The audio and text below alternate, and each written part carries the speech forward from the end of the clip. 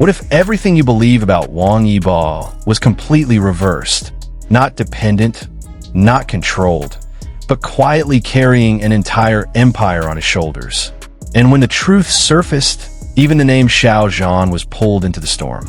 Because this isn't just a revelation, it's a complete shift of power. For years, a narrative has followed Wang Yibo like a shadow. A quiet assumption repeated again and again. That his rise, his success, his global recognition was deeply tied to Yuehua Entertainment. That without the agency, the opportunities might not exist. That without the system, the spotlight might dim. And for a long time, people believed it. Because in the world of entertainment, agencies are often seen as the architects of fame. They build, they shape, they control the narrative. But what happens when the narrative begins to crack? It started with something small. A fan post, a breakdown, not emotional speculation, but structured facts, numbers, reports, industry voices, and slowly, what seemed like admiration turned into something deeper, a realization, because buried inside those details was a number that stopped everyone cold. 60%.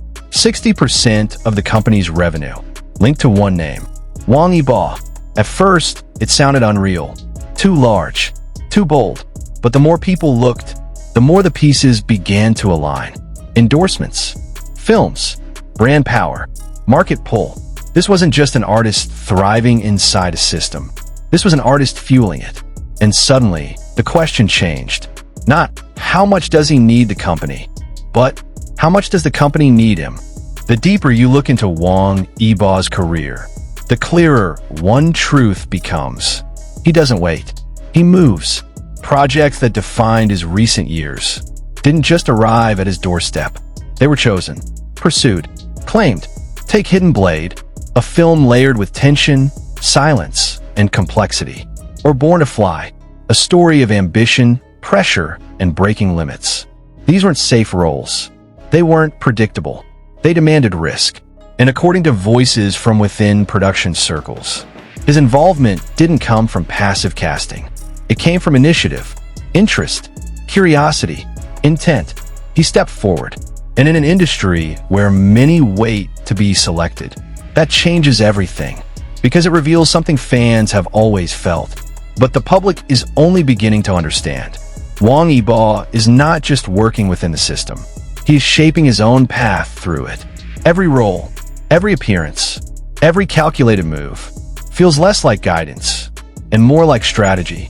And when an artist begins to operate like that, the balance of power starts to shift. Quietly, gradually, but undeniably. Then came March 2026, a moment that on the surface looked like just another contract renewal. Routine, expected, standard. But behind closed doors, something had changed. Because this time, Wang Yibo didn't just remain an artist under Yuehua Entertainment. He became something more. A shareholder, 1.51%. Now to some, that number might seem small. But in the language of power, it speaks volumes. Because ownership changes identity. It transforms position. It redraws the line between being managed and being part of the structure itself. He was no longer just talent. He was part of the foundation, and the market noticed. Almost immediately, the company's stock rose. 2.51%. A reaction that wasn't emotional, but financial, measured, calculated, real. Investors weren't just reacting to news. They were responding to value, to stability, to influence. And in that moment, a quiet truth became visible to everyone watching closely. Wang Yibo is not just an asset, he is a pillar. And as the conversation spread, another name entered the discussion. Xiao Zhan, not as a rival, not as opposition, but as a point of reflection. Because in the world of fandom, stories are rarely isolated. They connect, they overlap, they echo. And when one narrative changes, it forces people to reconsider others. Fans began asking deeper questions, not about comparison, but about perception. How much of what we believe is shaped by reality, and how much is is shaped by what we are told. Because if Wang Yibo, an artist long perceived as dependent, can turn out to be a driving force behind an entire company, then what else have we misunderstood? What other stories remain incomplete? The conversation wasn't about rivalry. It was about awakening, a shift from surface-level perception to deeper understanding. And in that shift, the industry itself feels different, more complex, more layered, more real. In the end, this isn't just a story about contracts, or percentages, or stock movements. It's about identity, about how an artist defines themselves in a world that constantly tries to define them first. Wang Yibo didn't loudly reject the narrative. He didn't fight it publicly. He simply outgrew it, step by step, choice by choice, silently building something stronger than perception.